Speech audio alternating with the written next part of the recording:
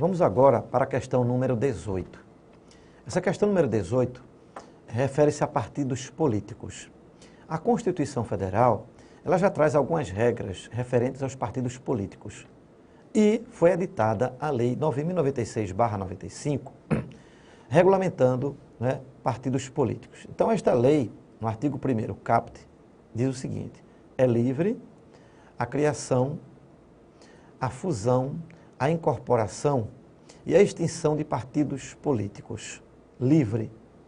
Então, por exemplo, um grupo de pessoas pretende criar um partido político. O que é que tem que ser observado? As regras constantes da Lei 9.096, referente à criação de partidos políticos. Bom, o partido político ele tem que ter 2 registros para realmente estar registrado para participar do processo eleitoral. O primeiro registro tem que ser feito no cartório do Registro Civil das Pessoas Jurídicas da Capital Federal. Então, este é o primeiro registro. Mas, para requerer este registro, aquele grupo de pessoas que está criando o partido político tem que primeiro se deslocar a pelo menos 1/3 dos estados, ou seja, a 9 estados. E nestes 9 estados, eles vão ter que recolher os nomes de pelo menos, no mínimo, 101 eleitores, ou seja, 101 pessoas. Essas pessoas serão as fundadoras do partido político. Então, pode ser no mínimo 101, mas não tem limite, pode ser 200, 300, 400 nomes, etc. Bom, essas pessoas que vão ser as fundadoras do partido político, elas vão preencher um formulário com todos os seus dados, nome, filiação, estado civil, profissão, endereço, título eleitoral, zona eleitoral, sessão eleitoral, etc. Todos os dados pessoais, identidade, CPF. E também vão entregar àquele grupo de pessoas cópia dos seus documentos. Tá? Então, nós temos aí já os 101 fundadores. Em seguida, esse grupo de pessoas que está criando o partido político vai se reunir com os fundadores e vão elaborar o estatuto e o programa do partido. Concluída esta reunião, o estatuto pronto, o programa pronto, vai ser lavrada uma ata. Bom, e aí então o estatuto e o programa do partido político deverão ser publicados, o estatuto e programa, no Diário Oficial para oficializar o estatuto e o programa. Ponto. Em seguida, aquelas pessoas que estão criando o partido político vão ter que conseguir uma sede, alugar uma sala, um prédio, seja lá o que for, no Distrito Federal, onde será, então, onde funcionará a sede do Diretório Nacional do Partido Político. Conseguida a sede, eles agora vão escolher os dirigentes provisórios, tá? Aquelas pessoas que inicialmente terão seus nomes registradas como dirigentes provisórios, Bom, então, estando de posse de toda esta documentação, vão agora, então, ao cartório do Registro Civil das Pessoas Jurídicas da Capital Federal, dar entrada nesta documentação. No cartório do Registro Civil das Pessoas Jurídicas da Capital Federal, será feita uma análise de toda a documentação.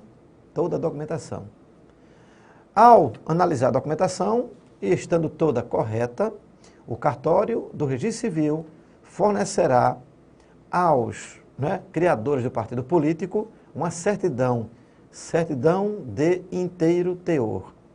Esta certidão, que vai ser entregue àquele grupo que está criando o partido político, constará dela, então, a aquisição da personalidade jurídica de direito privado pelo partido político.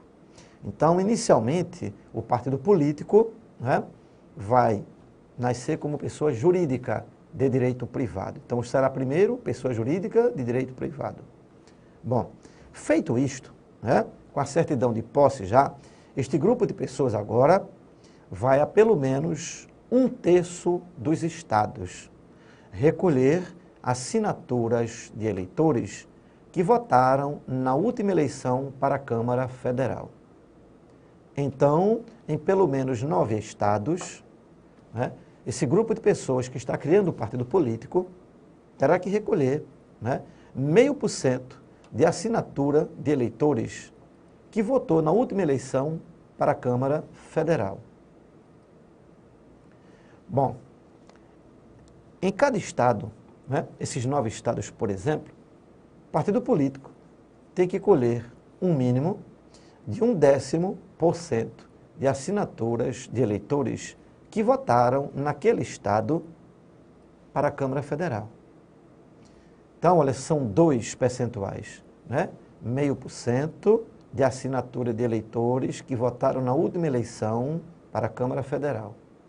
Sendo que, né, em cada estado desses 9, pelo menos, né, pode ser mais, 10, 11, 12, 13, o partido que, né, que está sendo criado, né, aquele grupo de pessoas, tem que recolher um mínimo de 0,1% de assinaturas de eleitores que votaram na última eleição para a Câmara Federal naquele estado.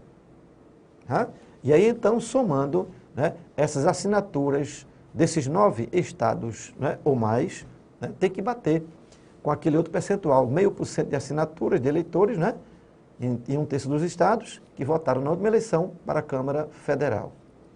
Conseguindo essas assinaturas, né, aquele grupo de pessoas que está criando o partido político vai enviar, né, para cada cartório eleitoral a relação, né, de eleitores daquele cartório. Por exemplo, para a primeira zona, segunda zona eleitoral, terceira zona eleitoral, quarta, quinta, sexta, sétima, oitava, etc.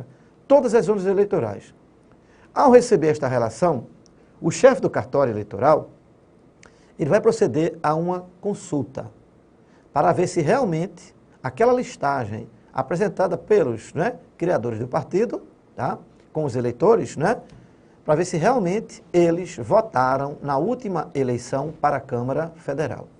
E aí, por exemplo, né, vai consultar. Primeiro eleitor, não votou. Não votou. Está lá a falta. Sai da lista. Segundo eleitor, justificou. Também não votou. Sai da lista. Terceiro eleitor, título cancelado. Não pôde votar. Sai da lista. Quarto eleitor, eleitor, né, com inscrição suspensa. Não votou. Sai também da lista. Então, olha, só vai para aquela certidão que vai ser fornecida pelo chefe do cartório eleitoral aos criadores do partido, a relação dos eleitores que realmente votaram na última eleição, né? Nas eleições federais e estaduais. E aí, então, né, os criadores, né, daquele partido político, de posse dessas certidões, né, dos cartórios eleitorais desses 9 estados, pelo menos, né, já estarão prontos para ir ao Tribunal Superior Eleitoral requerer, né, o registro definitivo, né, como partido político. Então vão levar nesses documentos que nós já falamos anteriormente, né, local da sede, né, a certidão do cartório civil, né, os nomes dos fundadores, dirigentes provisórios, né, e agora também as certidões dos cartórios eleitorais atestando que aqueles eleitores verdadeiramente votaram na última eleição, né, das eleições federais e estaduais. Aí então agora vão ao TSE e lá apresentar toda esta documentação, né, comprovando inclusive o apoiamento mínimo de eleitores, né? Por isso, do caráter nacional do partido político, né? Esse apoiamento em pelo menos 1/3 dos estados. Recebendo aquela documentação, lá o TSE, será distribuído então o pedido a um dos membros do TRE, certo? O presidente, né? O presidente não recebe. Vai para um relator. Este relator, então, vai com sua equipe analisar toda a documentação. Estando a documentação ok, o partido, então, será registrado no prazo de 30 dias. E aí, então, né, com o registro no TSE, o partido, então, adquiriu exclusividade para a sua denominação, né, a sua sigla e o seu símbolo. Tá? Então, só com o registro no TSE que o partido adquire exclusividade na sua denominação, no seu símbolo, né, e também, né, na sua sigla. Perfeito? Então, está aí, então, a criação do partido político, né, com o registro no TSE. Qualquer alteração que tenha que ser feita no estatuto do partido político, esta alteração tem que ser enviada para o cartório do Registro Civil e para o Tribunal Superior Eleitoral, para que ela seja, então, oficializada. E tem que publicar né, no Diário Oficial da União até 180 dias antes da eleição. Bom, vamos então responder a esta questão número 18. Quanto ao disposto na Lei 9.096/95, é correto afirmar. Letra A. O partido político adquire personalidade jurídica ao registrar seu estatuto no Tribunal Superior Eleitoral. Letra B. A perda dos direitos políticos não implica cancelamento imediato da filiação partidária. Letra C. O partido político, pessoa jurídica de direito privado, destina-se a assegurar, no interesse do regime democrático, a autenticidade do sistema representativo e a defender os direitos fundamentais definidos na Constituição Federal. Letra D. É assegurado ao partido político definir sua estrutura interna, organização e funcionamento, desde que aprovados posteriormente pelo Tribunal Superior Eleitoral. Então vamos ver a letra A. Partido político adquire personalidade jurídica ao registrar seu estatuto no TSE? Não. A personalidade jurídica do partido político será adquirida com o registro, né, no cartório do registro civil das pessoas jurídicas da capital federal. E mais precisamente, quando for fornecida aquela certidão de inteiro teor, né, àquele grupo de pessoas que está criando o partido político. Então está incorreta. A letra B. A perda dos direitos políticos não implica cancelamento imediato da filiação partidária. Implica, né? Dentre as causas, né, que poderão ensejar a perda, né, dos direitos políticos, né, certo? Por exemplo, né, cancelamento da filiação. Mas podemos ter outras causas também de cancelamento da filiação partidária, né? Além da perda de direitos políticos, por exemplo, falecimento, né? Falecimento do eleitor também vai provocar também o cancelamento imediato da filiação partidária. Como também a expulsão, né, do candidato do partido político, né?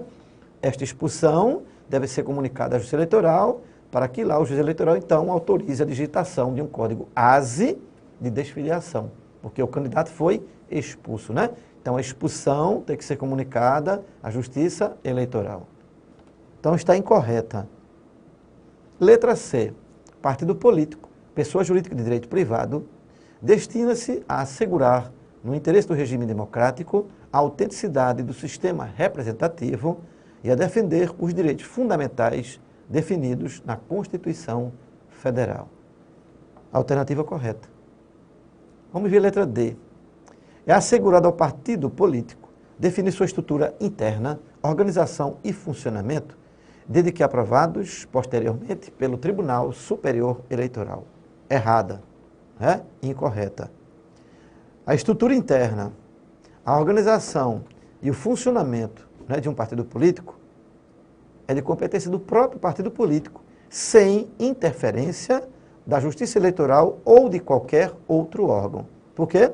Porque é livre a criação, a fusão, a incorporação, né, de um partido político. Então é livre. Então o Justiça Eleitoral, através do TSE, não, né, intervirá por exemplo, na organização, né, no funcionamento do partido político. Então, está incorreta esta alternativa D. Então, está aí a resposta, artigo 1º da Lei 9.096/95.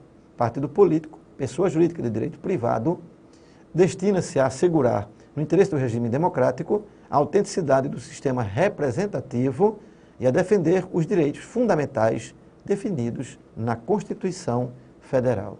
Portanto, a alternativa correta é a letra C, C de casa. Vamos para a questão número 19. Né? Esta questão, né, está presente, né, nós respondermos na Lei das Eleições, Lei 9.504/97. E também no artigo 77 da Constituição Federal. Ela trata sobre as eleições, né? As eleições majoritárias. Então vamos ver então, né, as alternativas. Vamos lá.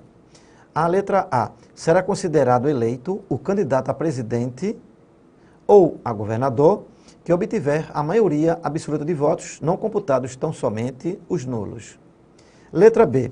será considerado eleito o candidato a presidente ou a governador que obtiver a maioria absoluta de votos, não computados os em branco e os nulos. Letra C. Serão realizadas simultaneamente as eleições para presidente e vice-presidente da República, governador e vice-governador de Estado e do Distrito Federal, e, por sua vez, para senador, deputado federal, deputado estadual e deputado distrital, prefeito, vice-prefeito e vereador. Letra D. Será considerado eleito o candidato a presidente ou a governador que obtiver a maioria absoluta de votos, não computados apenas os em branco. Bom, vamos analisar cada uma delas. A letra A. O artigo 1º, né, 2º, né, da Lei 9.504/97 trata sobre, né, as eleições majoritárias, né, e também em seguida as proporcionais. Mas vamos ver a majoritária logo, como também o artigo 77 da Constituição Federal. Então vamos ver essa alternativa A. Será considerado eleito o candidato a presidente ou a governador que obtiver a maioria absoluta de votos, não computados tão somente os nulos. Errado. Né? Só os nulos não. Temos também os em branco. Vamos para a questão número B, a letra B. Será considerado eleito o candidato a presidente ou a governador que obtiver a maioria absoluta de votos, não computados os em branco e os nulos. Alternativa B, portanto, é a alternativa correta, não é? A maioria absoluta, 50% dos votos, mais um, e não se somam nem os votos em branco, nem os votos nulos, nem os em branco, nem os nulos. A C. Serão realizadas simultaneamente as eleições para presidente e vice-presidente da República, governador e vice-governador de Estado e do Distrito Federal, e, por sua vez, para senador, deputado federal, deputado estadual, deputado distrital, prefeito, vice-prefeito e vereador. Errado. Por quê? Porque prefeito, vice-prefeito e vereador não ocorrem simultaneamente com as eleições presidenciais, federais e estaduais. Então, nós temos simultaneamente eleições federais, estaduais e presidencial. E, 2 anos depois, as eleições municipais, prefeito e vereador. Então está incorreta também a questão, a letra C. A letra D. Será considerado eleito o candidato a presidente ou a governador que obtiver a maioria absoluta de votos, não computados apenas os em branco. Errado. Né? Faltou aí, né? Faltaram os votos nulos aí também. Então, a alternativa correta é a letra B de bola. Será considerado eleito o candidato a presidente ou a governador que obtiver a maioria absoluta de votos, não computados os em branco e os nulos. Aplica-se também, né, a eleição para prefeito, né, nos municípios com mais de 200 mil eleitores. Né? Então, né, será considerado eleito, nesses municípios com mais de 200 mil eleitores, né, os candidatos a prefeito que obtiverem a maioria absoluta de votos, não computados os em branco e os nulos. Então, nós temos aí, né, a letra B como sendo a resposta da questão número 19. E aí está o artigo 2º da Lei 9.504/97, que diz o seguinte: será considerado eleito o candidato a presidente ou a governador que obtiver a maioria absoluta de votos, não computados os em branco e os nulos. Parágrafo 1º. Se nenhum candidato alcançar maioria absoluta na primeira votação, far-se-á nova eleição no último domingo de outubro, concorrendo os 2 candidatos mais votados e considerando-se eleito o que obtiver a maioria dos votos válidos. Então, esta é a regra, né? Se o candidato majoritário não obtiver a maioria absoluta dos votos, segundo turno, né? Último domingo de outubro. E aí, então, será eleito aquele candidato mais votado. Então, a questão número 19, a alternativa correta é a letra B de bola. Vamos para a questão número 20. As decisões do Tribunal Superior Eleitoral. A Constituição Federal trata sobre as decisões do Tribunal Superior Eleitoral e dos TREs também, Tribunais Regionais Eleitorais. E, com relação ao TSE, temos o seguinte, né? Constituição Federal. As decisões, né, do TSE são irrecorríveis, exceto aquelas que, contrariarem a Constituição Federal, né? Primeira, né? Ou denegarem, ou seja, negarem, não é? Habeas corpus e mandado de segurança, certo? Então vamos ver então qual seria a resposta correta. As decisões do TSE, são sempre definitivas, mas não comportando recurso a outros tribunais em nenhuma hipótese, né? Essa questão está errada. Letra B. Somente comportam recurso quando contrariarem a Constituição Federal ou negarem ordem de habeas corpus ou mandado de segurança. Portanto, está aí, não é? A resposta correta, a letra B. Vamos ver a letra C. Somente comportam recurso quando contrariarem a Constituição ou concederem a ordem de habeas corpus ou mandado de segurança, né? Sempre podem ser pugnadas junto ao STF. Somente comportam recurso quando contrariar a Constituição ou lei federal.